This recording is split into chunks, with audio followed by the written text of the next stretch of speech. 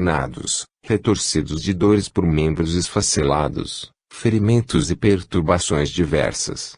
Ainda permitem plasmarem-se objetos, instrumentos, benfeitorias e habitações exigidas pelos centros socorristas no umbral inferior.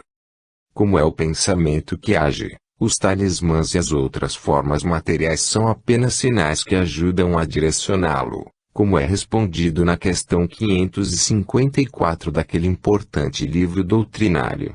Obviamente, isso não deve vos conduzir excessivamente a esses objetivos materiais, e sim aos valores alicerçados na moral e na conduta evangélica.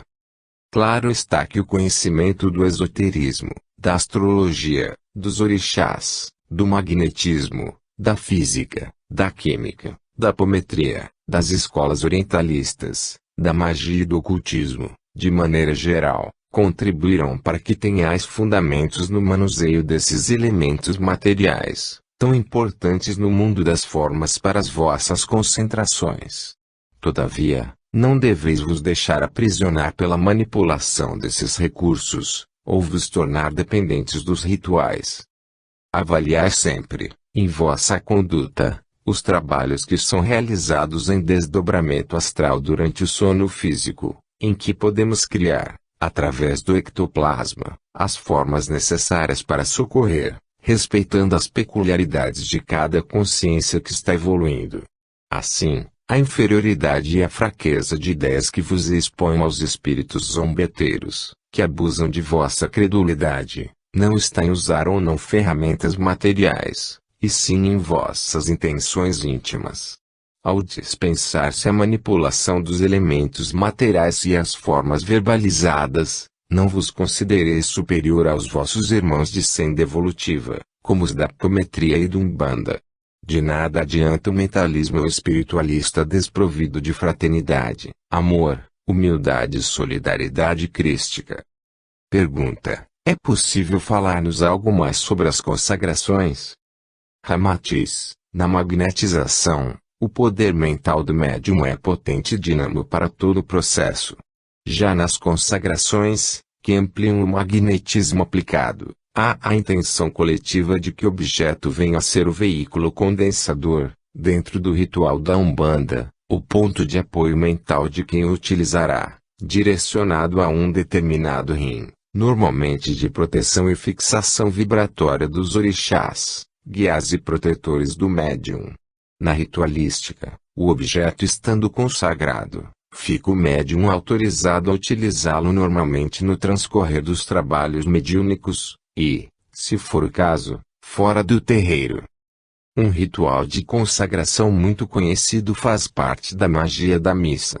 A purificação do pão e do vinho, as bênçãos circunspectas, a prece de consagração acompanhada de cânticos coletivos, a lembrança e a comemoração da Eucaristia, a invocação cerimonial do Cristo Jesus, mais a intermediação dos elementos oferecidos, verdadeiros catalisadores mentais dos assistentes, criam formas de pensamentos grupais. É uma egrégora coletiva que oferece as condições vibratórias necessárias para o enorme rebaixamento de energias angélicas que chegam até vós do espaço, aliviando-vos dos males existenciais, verdadeiramente como se o Cristo estivesse pulsante em vosso interior. Pergunta: a menção à Eucaristia, um dos 7 sacramentos da Igreja Católica, como parte cerimonial da magia da missa, nos parece um tanto inusitada. Podeis discorrer algo mais a respeito? Esse enfoque não causará desconforto nos partidários do cristianismo. Ramatiz: a desconforto não ocorrerá aos que se detiverem na doutrina central, crística e universalista de Jesus, repleta de menções ritualísticas, esotéricas e mágicas. A Eucaristia, simbolicamente representando o Cristo cósmico presente, os elementos materiais, o pão e o vinho, representando o seu corpo físico, sangue, alma e divindade simbolizados na personificação de Jesus na Terra, devem vos levar ao entendimento de que a encarnação é um ato supremo e magnífico da magia universal provinda de Deus. O Mestre dos Mestres, quando esteve entre vós, Sabia que o Verbo divino se transforma em carne e habita entre vós, pois seu poder inunda toda a vossa terra e está em vós, que tendes a potencialidade dele que vos criou. O Espírito acrisolado na forma física, tantas vezes quantas sejam necessárias à sua libertação definitiva do plano material, ao longo de eras infinitas, é levado à necessária expansão da consciência para galgar os primeiros degraus de sua volta ao seio da realidade sem forma do Pai. Dos primeiros estágios, segue no longo processo de individualização da mônada, a centelha espiritual, iniciado desde o momento que ela foi criada pelo Supremo Ser. E inexoravelmente retornará, como individualidade espiritual, à unidade cósmica, reintegrada ao todo universal. Pergunta: solicitamos vossos comentários sobre a denominação magia magnética, um tanto usual na Umbanda, na apometria e no esoterismo. Isso não seria mera sugestão mental?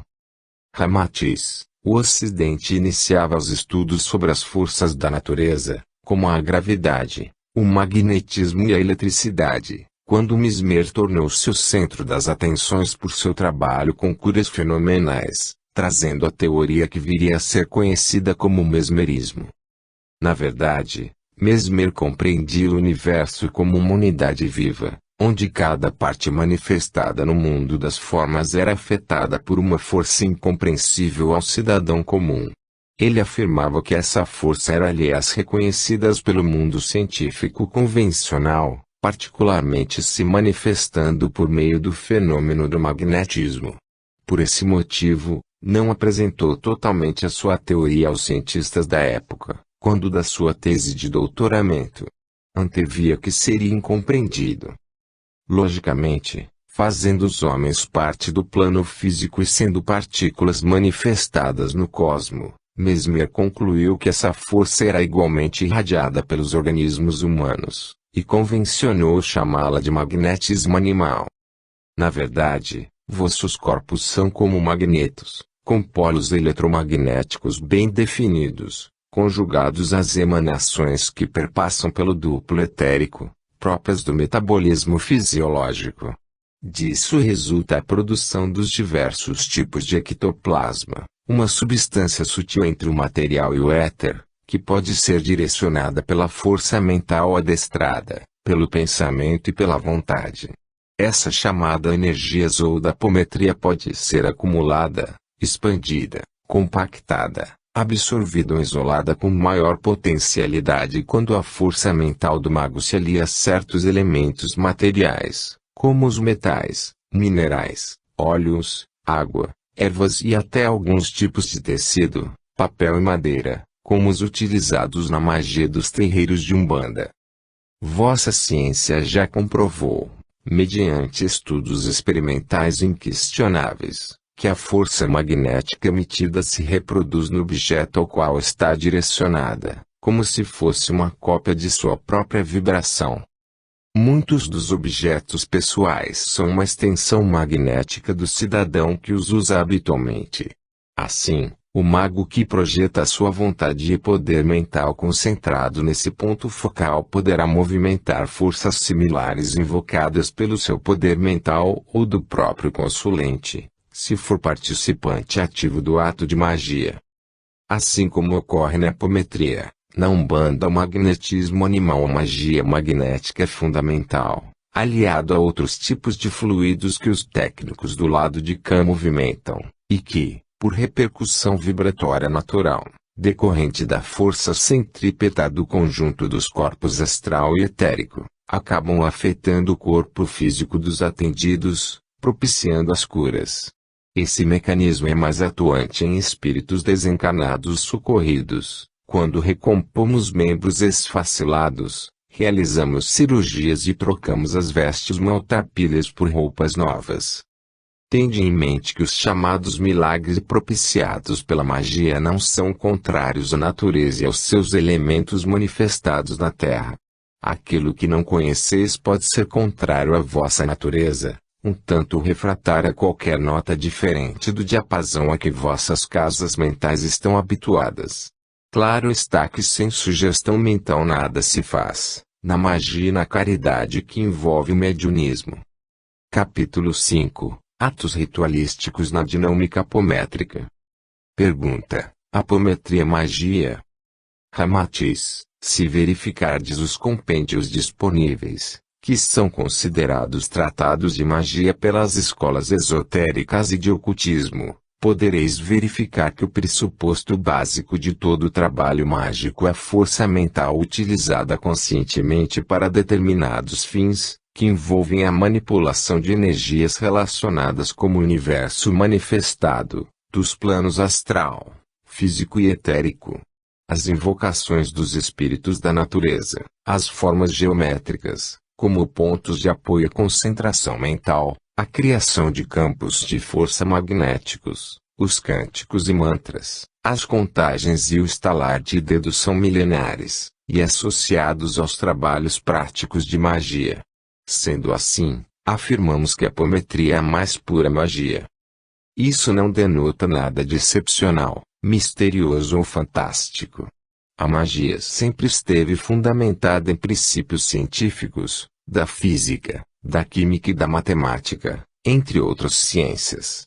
Por ser oculto, não quer dizer que não possa ser conhecido e dominado racionalmente à luz da inteligência e capacidade mental dos cidadãos da atualidade.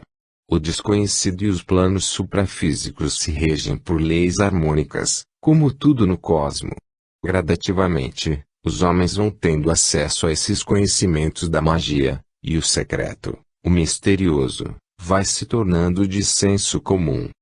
Pergunta: somos de opinião que as preces iniciais, as contagens de pulsos magnéticos, as formas geométricas verbalizadas e a criação de campos de força, os cânticos e o estalar de dedos, que fazem parte do roteiro de abertura nos grupos de apometria, nada mais são que um ritual, embora sem o apoio em condensadores energéticos materiais. Diante do mentalismo da nova era e do racionalismo espírita, esses procedimentos não são dispensáveis.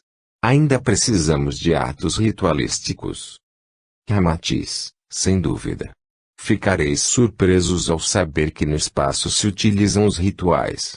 A ideia preconcebida de que o mentalismo predomina nos planos sutis não faz com que se dispense os ritos, o método, a ordem, a hierarquia, a disciplina e os procedimentos necessários para se manipular a massa amorfa que é o fluido cósmico universal, que, por sua vez, é a matéria-prima que anima todo o universo manifestado na forma.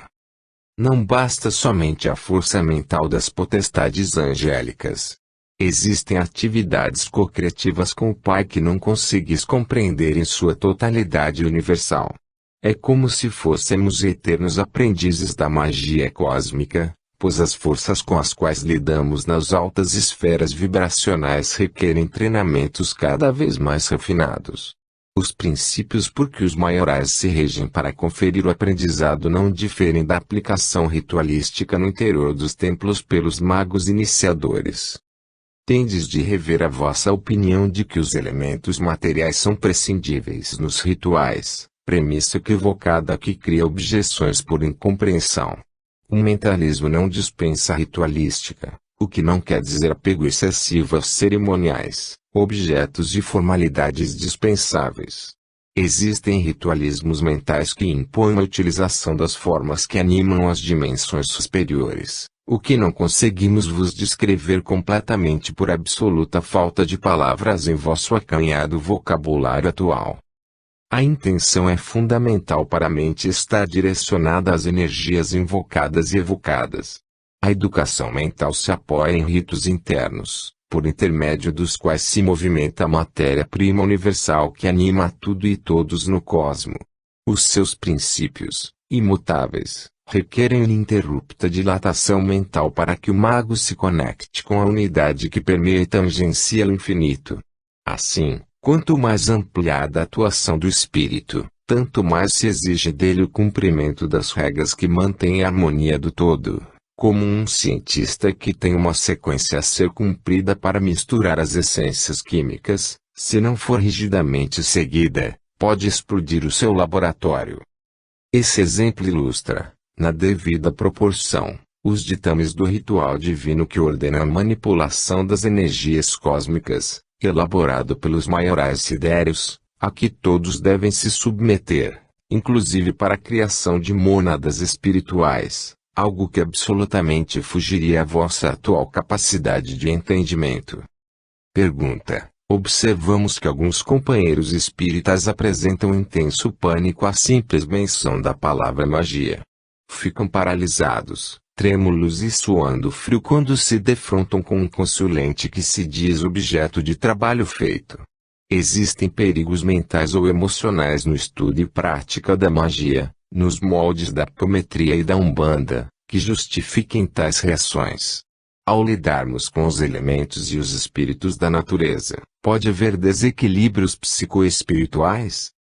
Ramatiz: deveis sempre ter em mente que sois uma individualidade em evolução que ainda não concluiu o processo de individuação espiritual. Em cada encarnação, como escola do espírito retido no ciclo carnal, se impõe a ele a construção de uma personagem para a estada terrena, complexa e torpedeada por reminiscências do inconsciente, ressonâncias de vidas passadas que pulsam da mente e se instalam na rede neuronal.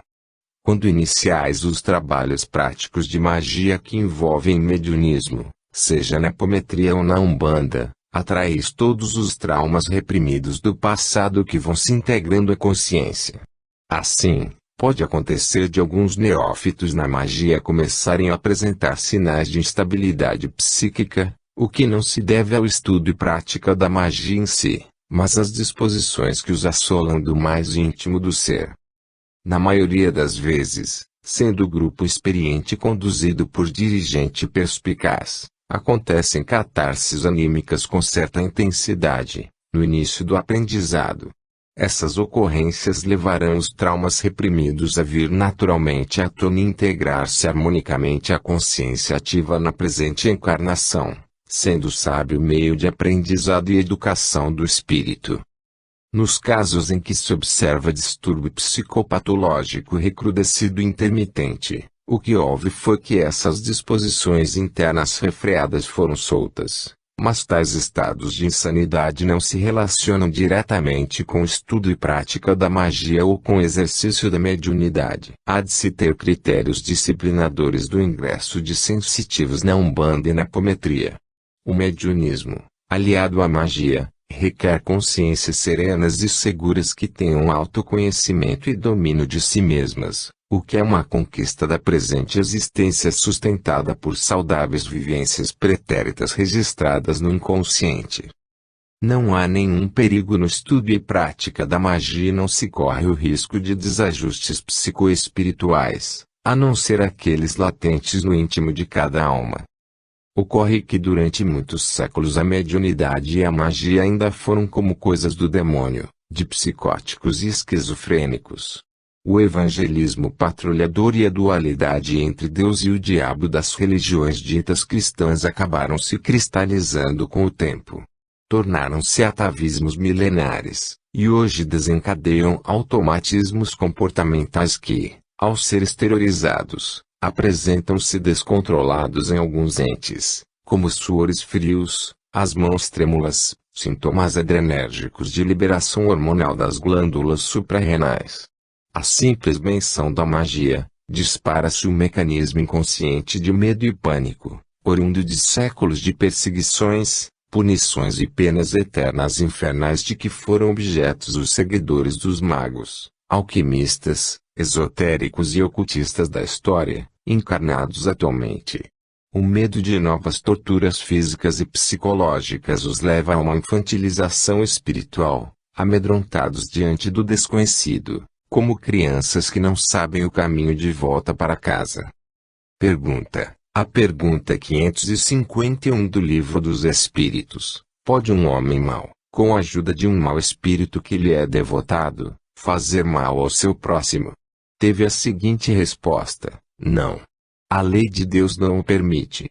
Como explicar os diversos casos de trabalhos de magia negra, feitos para o mal, que pegaram nos alvos visados, advindo rápido e mórbido quadro físico, psicológico e espiritual, em casos de difícil solução, seguidamente encaminhados por centros espíritas ortodoxos para os grupos universalistas de apometria e terreiros de Umbanda. Ramatiz, sem dúvida, seria algo simplório, diante das leis divinas, justas e perfeitas, se o simples desejo de mal próximo, com o auxílio dos habitantes do astral inferior, fosse capaz de efetivamente provocar o mal desejado. Observa que a maioria dos trabalhos de magia negra com auxílio da escória mercantilista das baixas zonas umbralinas não oferece nenhum efeito prático diante dos alvos visados, pois acabam sendo unicamente um meio de escambo, de troca de interesses desditosos, com o oferecimento das ambicionadas moedas dos homens. Contudo, a resposta dos elevados espíritos responsáveis pela codificação do espiritismo não foi objeto de maior aprofundamento naquele momento. Imperavam na Europa Ocidental os mais degradantes métodos rituais de magia, em que as populações, liberadas pelos ventos do iluminismo que varriam o continente, provindos da França, se entregavam aos prazeres mundanos, aos vícios e à busca das gratificações pessoais sob quaisquer pretextos. Predominavam os alquimistas decaídos, os cabalistas concupiscentes, os curadores sexólatras e os mais sórdidos interesses de uma sociedade reprimida por séculos de inquisição, que vinham à baila desoprimidos, em objetivos eivados de egoísmo, imoralidade e individualismo exacerbado. Diante do cenário descrito, que, de uma maneira geral, imperava nas coletividades europeias, alusões mais detalhadas sobre os princípios das emanações mentais, as formas de pensamento, as egrégoras, os artificiais, os condensadores energéticos, o animismo, as projeções astrais, os chakras, o duplo etérico, os corpos espirituais, entre outras, alimentariam a continuidade da prática distorcida da arte da magia. Inserido no racionalismo vigente, próprio da cultura francesa, que era referência para a formação das opiniões da época, o Livro dos Espíritos trouxe as informações morais necessárias àquele momento, assim como a lei mosaica no seu tempo. Do contrário, poderia ter sido incompreendido e rejeitado. Ampliando as elucidações, afirmamos que o mal só se instala em terreno propício. Logo, podeis concluir que Chico Xavier, São Francisco de Assis, Buda, Gandhi, Zoroastro, Teresa de Ávila, Zoroastro e Jesus, entre outros seres iluminados e de elevada estirpe moral, seriam inatingíveis diante de qualquer intenção maldosa alheia. Obtiveram esse direito, pelas leis divinas, ao interiorizar o amor e os sentimentos crísticos. Considerando que a grande massa da população terrícola é impregnada de imoralidade, de egoísmo e vaidade, torna-se até comum o mal desejado voltar-se contra a fonte geradora. Os maiores geradores do mal são as próprias convicções interiores de cada cidadão, que proporcionam o terreno adubado para as ervas daninhas alheias se fortalecerem, instalando-se a sintonia entre mentes maldosas com mesmos fins, o que amplia os transtornos. Nesse sentido, reforçamos a afirmação de que as leis divinas não permitem que o mal se instale quando não é merecido, de conformidade com a justiça cósmica e com o direito de cada cidadão, conquista inalienável e intransferível do espírito imortal. Nos casos em que os trabalhos de magia negra pegam, isso não ocorre por causa do ato magístico em si, do apoio das almas do além-túmulo, ou exime a concentração mental do maldoso mago. O mal se instala porque o alvo visado tem as portas abertas para a sintonia mental por similaridade fluídica, pois semelhante atrai semelhante. Imaginai um encanado com desmandos no campo sexual, que em vida passada foi captain explorador de moçoilas desavisadas, e concluireis quão vasto campo para os técnicos, psicólogos e planejadores do umbral inferior se dedicarem ao mal, em busca de vinganças, prazeres e vampirização energética na área genésica. Logo, não é incomum esse ente se ver repentinamente enfraquecido, sem energia adoentado. É então encaminhando por um centro espírita um grupo de apometria ou terreiro de umbanda, ocorrência muito rotineira em todos os recantos de vossa pátria, divulgada entre comentários velados, a portas fechadas, em muitos agrupamentos, para não conspurcar a pureza doutrinária por que se orientam. Pergunta: diante de vossa assertiva, concluireis quão vasto campo para os técnicos, psicólogos e planejadores do umbral inferior se dedicarem ao mal, em busca de vinganças, prazeres e vampirização energética na área genésica, pedimos maiores elucidações. Como isso se instala? Ramatiz: os principais adubos para a magia negra e as obsessões estão no sexo, nos vícios e na vaidade. As perversões de um modo geral estão relacionadas com ressonâncias de vidas passadas, em que os atos selvagens, obscenos e violentos criaram vínculos entre as criaturas envolvidas, que vão requerer várias encarnações para se desfazer. A troca sexual sem amor inflige ao sistema nervoso um desperdício de energia que não é compensado pelo retorno, do parceiro, de uma porção proporcional à doada. Ocorrendo um bloqueio à união das auras, e não havendo integração entre os chakras e os corpos superiores, inexiste o fluxo energético positivo, gerado pelo sentimento amoroso, a esses veículos sutis. Fluem pelos corpos etéricos fluidos animados pelas sensações inferiores, animalizadas, estéreis, causando um êxtase anestésico sensório, mas rapidamente se instalará a vontade de novo conluio entre homem e mulher, sempre fugaz, diante do carrasco do apelo carnal nunca realizado. Ademais, as energias concentradas no duplo etérico, decorrentes do ato mecânico, do gozo animalesco desprovido de sentimentos elevados, não se dissolvem facilmente, obliterando esse mediador vibratório, que liga os corpos físico e astral, para o envio de expressões mais sensíveis do psiquismo à consciência em vigília, como a intuição e a lembrança das saídas do corpo físico. Aliado a esse fato, o sexólatra é torturado continuamente pelo seu próprio potencial anímico desequilibrado, num quadro mórbido persistente de auto-obsessão, com pensamentos parasitas recorrentes. Os encontros sensuais são precedidos de grande ansiedade e acompanhados de fantasias, criando formas de pensamento densas e pegajosas que podem vir a ser aproveitadas pelas potências maléficas invisíveis do espaço que as manipulam, dirigindo-as, fortificadas, para as finalidades mais vis. São os artificiais do sexo, que servem para os que entram em contato com eles terem sua sensualidade aumentada repentinamente. Tal situação se instala pelos laços de sintonia do passado que estão no inconsciente, abrindo a brecha necessária para se fixar as obsessões e os trabalhos de magia negra no amplo campo das energias do sexo humano. Pergunta: recentemente nosso grupo de apometria atendeu uma consulente que se encontrava com um dos rins magiado. Espantou-nos o específico e baixíssimo campo vibratório fixado na contrapartida etérica desse órgão, como um preciso procedimento cirúrgico. É possível um feitiço, visando somente a uma certa parte do corpo físico? Como isso é feito?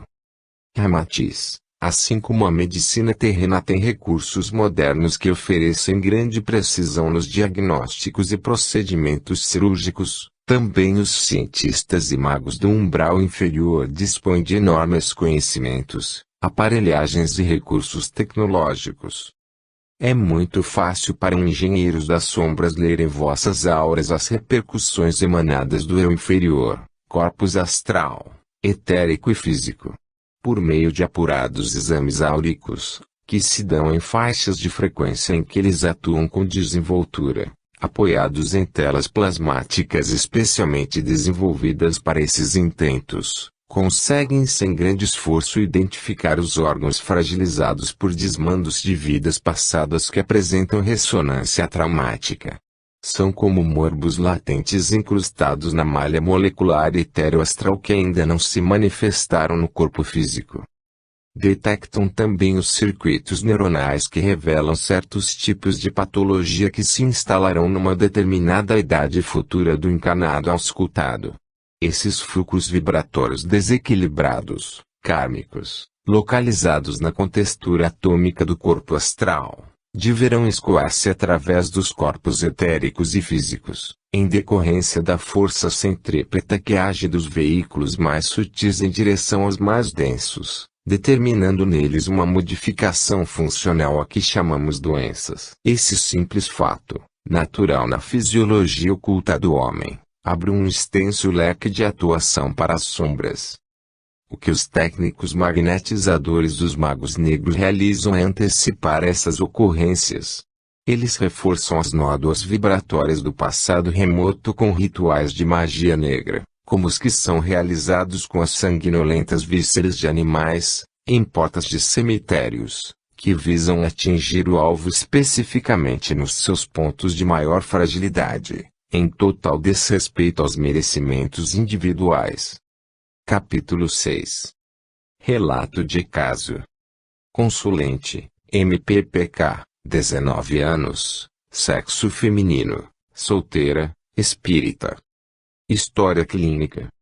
A consulente apresenta o rim direito inchado, com tamanho acima do normal, resultado de uma infecção ocorrida há 3 anos, quando ela tinha 15 anos.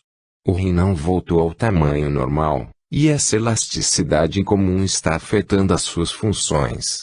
Os diagnósticos médicos classificam o caso como raro, principalmente pela tenra idade da consulente. Como o canal do rim está obstruído, ela foi submetida a uma cirurgia para a colocação de catéter duplo no ureter. Atualmente apresenta um quadro infeccioso acompanhado de cistite de repetição, e está com cirurgia marcada para retirar o rim. Diagnóstico. A atendida encontra-se magiada.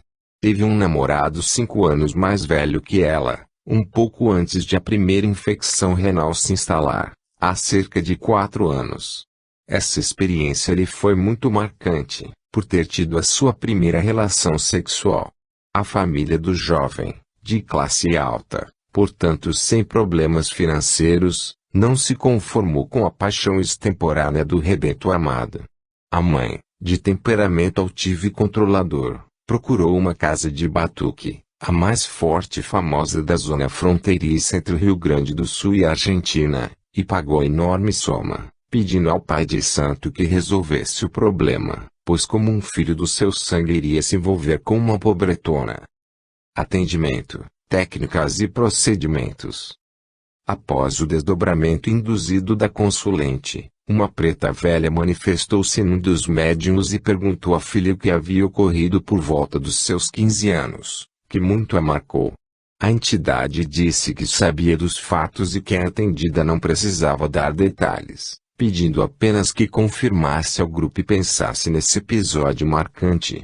Ao mesmo tempo, outro médium captou uma cena, por meio da clarividência, em que via a mãe do ex-namorado da consulente entrando num centro de magia negra do interior do estado. Na consulta, ela tirou da bolsa grossa soma de dinheiro, colocou-as sob o tabuleiro de búzios e disse que fosse feito o necessário para alijar a mulher aproveitadora e a inocência de seu filho. Em seguida, os exus que dão apoio ao grupo desmancharam o campo de força que estava vibrando no duplo etéreo de MPPK, na exata contrapartida do órgão afetado. Paralelamente, houve manifestação de um espírito que estava preso à consulente em faixa do passado, um médico da Idade Média que comercializava órgãos para rituais de magia negra numa loja decaída de ocultismo alquimista, momento em que os médiuns perceberam um cheiro de carne e putrefação e muitos vidros com órgãos humanos dentro de uma sala. Então, foi realizada a despolarização do estímulo de memória relativo à síndrome de ressonância com o passado, socorrido todo o bolsão de espíritos sofredores e desintegrado o quadro ideoplástico que os prendia.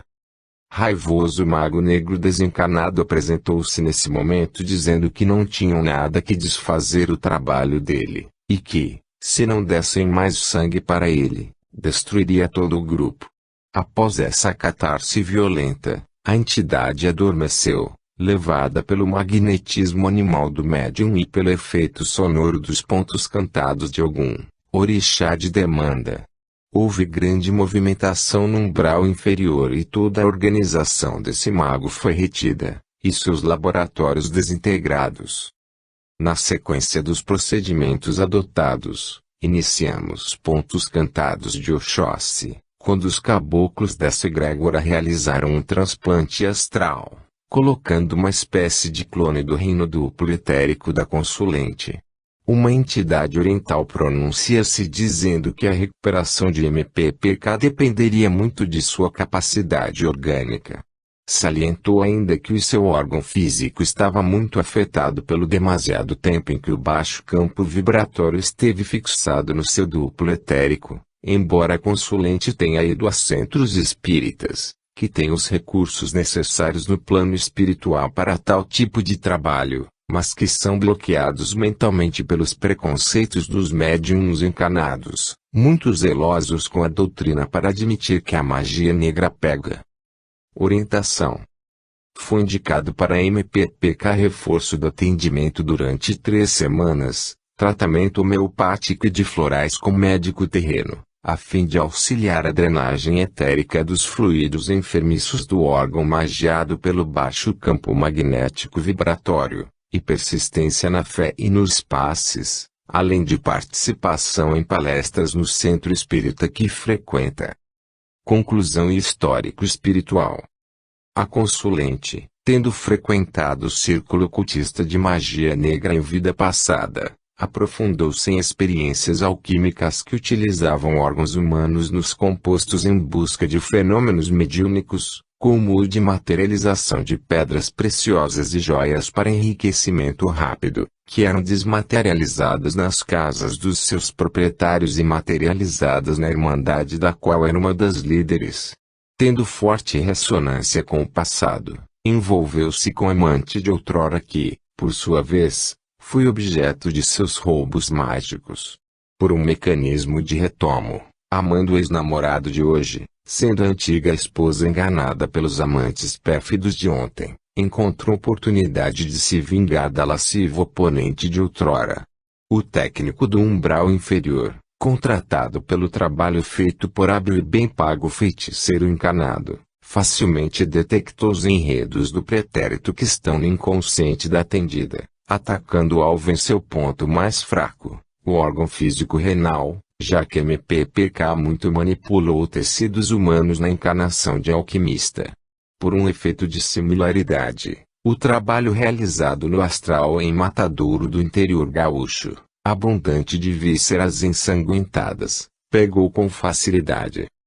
Mais uma vez verificou-se que o mal se instala quando encontra terreno fértil, e que os corpos físicos e etéricos são abençoados instrumentos para a exaustão de nossos desmandos de encarnações pretéritas.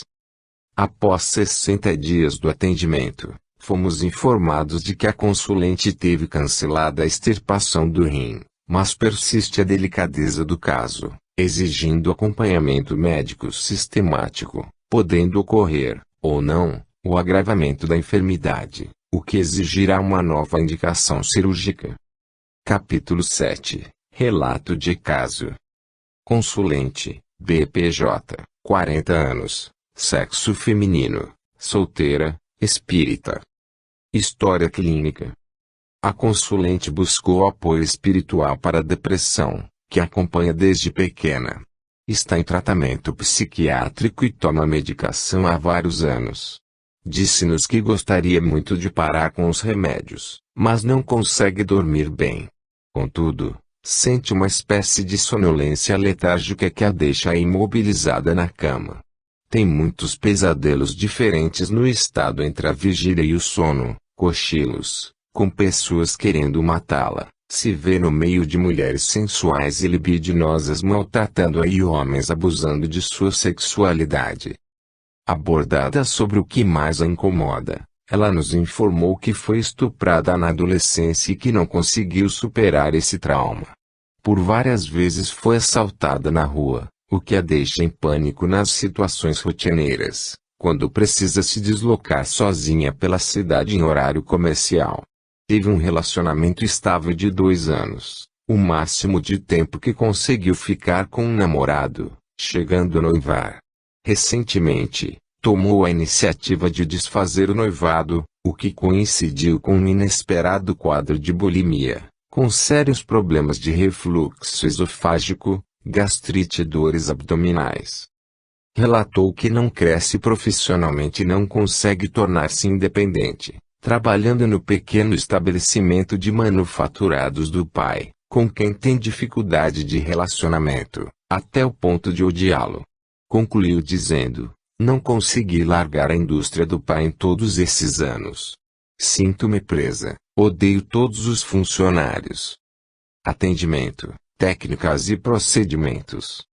Ao término do desdobramento da consulente pela indução magnética das contagens apométricas, de imediato um dos médiuns entrou em sintonia com faixa de passado e presenciou a seguinte cena. A consulente encontrava-se em um prostíbulo requintado da antiga Europa, onde era uma cafetina cruel, e estava sendo molestada sexualmente pelas suas afilhadas, que eram escravizadas para o uso carnal dos clientes. Muitas eram bem jovens e tinham perdido a virgindade ali, forçadas pela inflexível cafetina, com ricos nobres da época. Os espíritos sofredores presos a esse quadro foram atendidos, e desfeitas as formas de pensamento que estavam plasmadas no nível astral etérico, criando o cenário do passado. Na sequência do atendimento, foi cortada a sintonia com essa situação, por meio da despolarização de memória pela estimulação magnética transcraniana, comandos palmares sobre a cabeça. Feito isso, um dos pretos velhos que dá apoio ao grupo se manifestou, perguntando se a consulente sentia aperto no peito e vontade de se suicidar, o que foi prontamente confirmado. Ao mesmo tempo, informou que foi feito um trabalho de magia negra pelo ex-noivo. Uma pomba cinza amarronzada foi aberta e perfurada no coração, introduzindo-se aí uma mecha de cabelos de BPJ envolta em um pequeno retalho de uma peça de vestuário íntimo, usada num encontro amoroso com o contratante do trabalho, que deixou o animal sacrificado como oferta macabra num cruzamento de rua em frente a um cemitério, à meia-noite. BPJ confirmou que o antigo namorado é médium trabalhador de uma casa de macumba, e que ela realmente havia esquecido algumas roupas de uso pessoal na residência dele, após desatarem o compromisso de casamento. Imediatamente manifestaram-se os guardiões do grupo, pedindo um campo de força de retenção de um artificial, falsa pombagira, fixado no quarto da consulente. Foi fechado, com elemento fogo e os cânticos de demanda de Ogum, um portal vibratório no dormitório da atendida que abria passagem para o umbral inferior, facilitando a obsessão contratada pelo ato nefasto de magia negra. Ao término do atendimento, com pontos cantados da linha do Oriente, obsessores de aluguel, de baixíssima vibração, escravizados, sedentos de fluidos animalizados do sangue e dos resultantes do ato sexual, foram removidos no plano astral e encaminhados para o Hospital do Grande Coração. Finalizando, foi realizada a nova despolarização de memória em BPJ. O campo de força destrutivo construído no astral pelo médium magista contratado no ato da oferta da ave imolada foi desintegrado, deixando de vibrar. Orientação. A indicação para BPJ foi que ela se eduque espiritualmente no centro espírita que frequenta, pois tem mediunidade reprimida e precisa aprender a se equilibrar. Tem objeção contra a Umbanda, rejeitando esse caminho do mediunismo. Todavia, reconhece que está sendo muito ajudada, o que deve fazer com que reveja seus pontos de vista e preconceitos para com as formas em que os espíritos se mostram. Foi recomendado que ela continue com a psicoterapia e aprenda a lidar com as suas emoções e sentimentos. Foi orientada a não sentir raiva ou vontade de vingança para com o ex-noivo, e sim que vibre por ele, envolvendo em amor e perdão. Conclusão e histórico espiritual. Classificação dos transtornos da atendida um tanto complexo. por intensos laços do passado, quando o BPJ foi uma inflexível proprietária de prostíbulo, e obrigou várias jovens pobres a se prostituírem, inclusive incentivando atos sexuais forçados do moçoilas virgens com clientes endinheirados, encontra-se atualmente diante dos antigos cúmplices e desafetos, o pai, seu sócio e guarda-costas do prostíbulo, as funcionárias de sua pequena fábrica, as prostitutas exploradas por ambos, pai e filha, o ex-noivo, um dos principais clientes de outrora. Com isso, implantou-se uma auto-obsessão com síndrome de ressonância com o passado, aliada à mediunidade reprimida. O trabalho de magia negra encomendado potencializou todas essas fragilidades. Tentavam dementá-lo explorando suas fraquezas do passado, polarizadas na rede nervosa. Intensificadas as correntes mentais parasitas autoinduzidas, adveio a depressão mórbida e a vontade incontrolável de suicidar-se. As imagens de vidas passadas, em que se vê agredida e torturada, misturaram-se à sintonia com vários espíritos sofredores perdidos no tempo, estabelecendo o cenário ideal para entidades alugadas, malévolas, realizarem seu vampirismo, almejando os gozos desenfreados na área da sexualidade. Revisão. Em revisão realizada após o primeiro atendimento apométrico, BPJ sentia-se mais calma, assistindo e se beneficiando regularmente de palestras e passes no centro espírita de sua eleição. Foi aceita num grupo inicial de educação mediúnica. Afirmou que o seu médico reduziu as dosagens dos remédios que torna e, em breve, espera ser dispensada do tratamento medicamentoso. Aguarda a chamada para um estágio numa empresa multinacional e está dormindo com normalidade, encontrando-se quase sem nenhuma depressão. Parte 2. A consciência dos planos vibratórios e a terapêutica apométrica. Capítulo 8. Viciação mental emocional. Pergunta. Supomos que durante o conluio amoroso entre o casal existe uma união das auras que integra os chakras e os corpos superiores, existindo um fluxo energético positivo a esses veículos sutis, gerado pelo sentimento amoroso. Pedimos maiores detalhes sobre o tema. Ramatiz. Os humanos têm uma composição setenária, 3 corpos que formam o eu superior ou individualidade cósmica, átmico, búdico e mental abstrato, 4 corpos que integram o chamado eu inferior, ligado à personalidade transitória, mental concreto, astral, etérico e físico.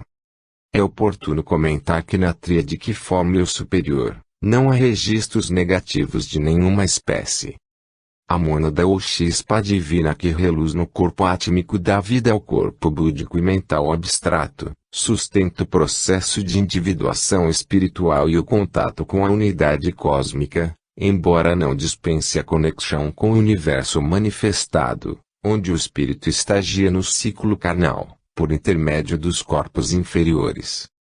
Esses 4 corpos do eu inferior mantêm relações vibratórias entre si, sendo o mais sutil o estimulador do mais denso. Assim, as vibrações do corpo astral, a sede das sensações, dos instintos e das paixões, repercutem no corpo etérico e no físico mais do que estes o influenciam, pelo simples fato de sua contextura vibratória ser moldada pelos registros negativos do corpo mental inferior, relacionados com encarnações pretéritas.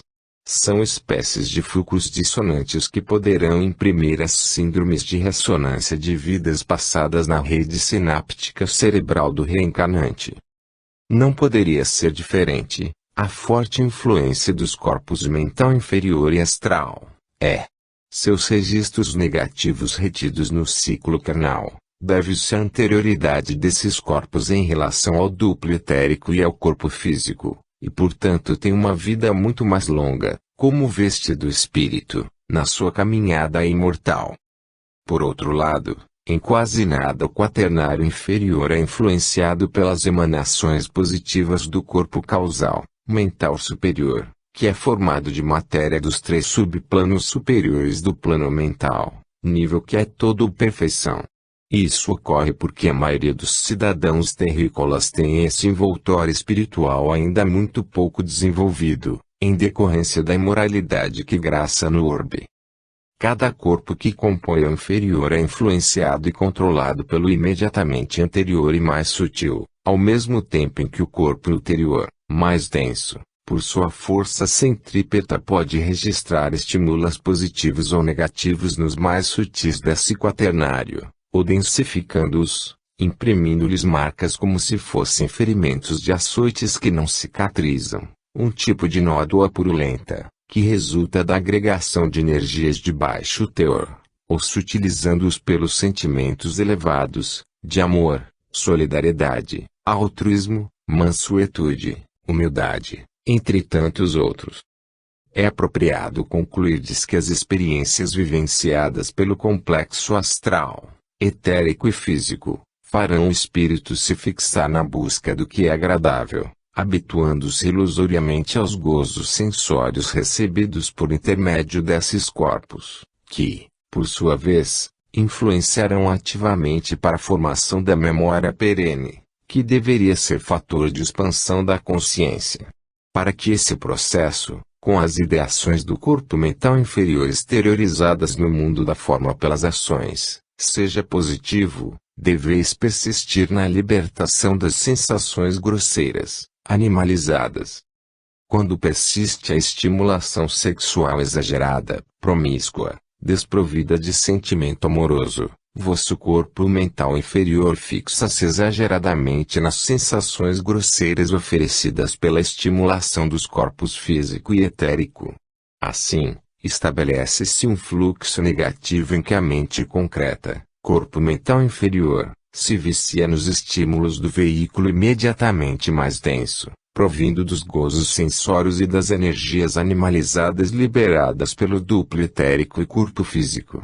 Desse modo, a mente se torna cada vez mais exigente e impaciente pelos ansiados encontros libidinosos, situação que acaba invertendo o fluxo saudável de energias entre os corpos, pois o mais grosseiro passa a interferir vibratoriamente e em demasia no mais sutil, o que não impulsiona evolutivamente o espírito, pelos exagerados estímulos dos corpos inferiores. O contrário se dá quando as relações entre os pares são baseadas no amor. Instala-se um fluxo energético altamente criador e positivo. O êxtase do encontro amoroso sincero desencadeia uma aceleração de todos os chakras e uma expansão das auras, formando um enorme ovoide áurico, acompanhado de um vórtice vibratório que permite que as energias dos corpos superiores desçam, influenciando o fluxo energético do quaternário inferior e alargando a sensação de êxtase beatífico. É como se polaridades contrárias se encontrassem, integrando-se novamente em uníssono à unidade cósmica, fator indispensável à evolução espiritual em todas as dimensões vibratórias. Pergunta: quanto à fisiologia das emanações positivas provindas do corpo causal, que, por sua vez, influencia os corpos mental inferior, astral, etérico e físico, vos pedimos maiores esclarecimentos. Confessamos tratar-se de assunto de difícil compreensão e um tanto abstrato, longe de nossa rotina na mediunidade. Podemos deduzir que esse corpo sutil é só perfeição, por isso é muito pouco desenvolvido na maioria da população encarnada. Ramatiz: sim. O que equivocadamente se divulga como realidade a respeito desse veículo da consciência encontra receptividade pelo grande desconhecimento de muitos irmãos ansiosos de fórmulas fáceis, e indiferentes ao estudo das filosofias milenares do Oriente, que não são facilmente absorvidas pelos cidadãos comuns. O excesso de tecnicismo só serve para subsidiar os equivocados das coisas espirituais e bloquear essa abençoada técnica, a verdadeira apometria, instrumento de resgate e cura nas zonas umbralinas do orbe, nos meios espiritualistas sérios. Afirmamos que no corpo causal não existem nóduas, excrescências, vórtices desequilibrados, pulsões, personalidades virtuais rebeladas, ressonâncias traumáticas de vidas passadas, ou qualquer inferioridade. Diante de vossa dificuldade de compreensão da influência do corpo causal sobre os demais, imaginai o corpo mental inferior como uma imensa lagoa. Como está cheio de imperfeições, traumas e impulsos atávicos e morais de vidas passadas, essa forma ulcosa, que deveria ser límpida e translúcida, acaba se apresentando pardacenta e lodosa. O corpo causal é a lua cheia que tenta fazer seus raios de luz trespassarem a superfície inodoada, cheia de musgos e limos putrefatos. Vosso corpo astral é como se estivesseis em pé dentro desse lago, tentando enxergar o caminho que vos levará à margem, por meio do reflexo lunar na água imunda. Vosso corpo etérico é como o vestuário encharcado pela lama pútrida do fundo viscoso.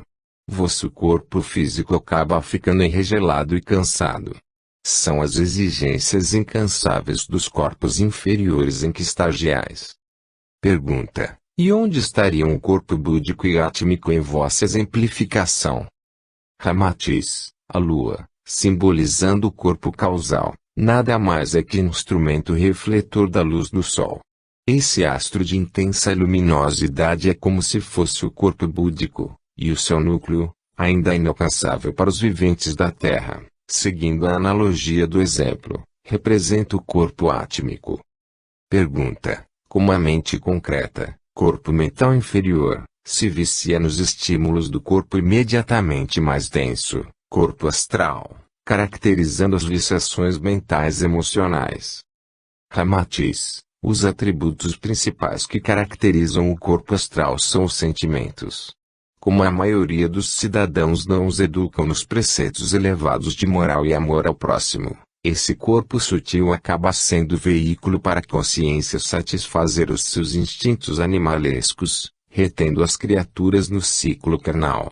Em vez do desejo, que impulsiona o ato volitivo do corpo mental inferior, ser estimulado pelos sentimentos amorosos, ou é pelos atavismos e apegos sensórios de vidas passadas, que, por sua vez, se registram no conjunto neuronal como ressonâncias traumáticas de existências pretéritas. Assim, os impulsos projetados do corpo mental inferior, que são atemporais, criam intensa viciação mental emocional que repercute grosseiramente no corpo astral, que se escravizará às sensações e sentimentos de prazer e satisfação animalesca, desencadeando as obsessões e os variados desequilíbrios psíquicos registrados nos atendimentos apométricos. É fundamental ficar claro que os corpos da tríade divina são a chispa crística em todos vós. É impossível causarem transtornos de qualquer natureza ao espírito retido nas formas densas, através dos corpos do quaternário inferior. O corpo mental inferior, quando burilado pela reforma íntima e o evangelho interiorizado ao longo das encarnações, resultando em ações práticas redentoras da alma, torna-se o somatório da cultura estritamente intelectual, da percepção mental concreta, comparando as formas, estabelecendo razão e julgamento dos atos praticados.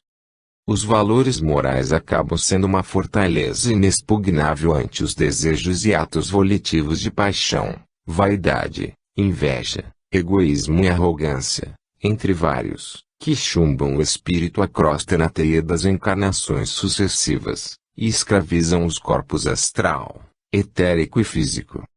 Pergunta: pela importância do tema, muito esclarecedor, pedimos maiores elucidações quanto à vossa assertiva de que os impulsos do corpo mental inferior criam intensa viciação mental emocional, repercutindo no corpo astral, que se escravizará às sensações de prazer e satisfação animalesca, desencadeando as obsessões e desequilíbrios psíquicos.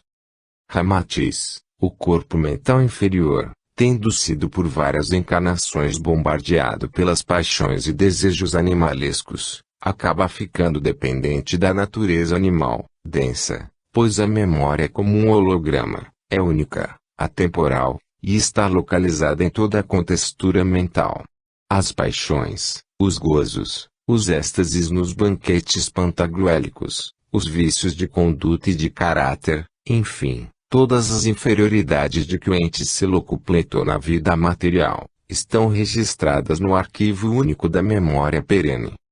Sendo atemporal, preexistente à atual personalidade encarnada, o corpo mental inferior tem atuação fora dos estreitos limites da consciência de vigília, estabelecendo seu território de ataque no inconsciente, antecipa, pelo acesso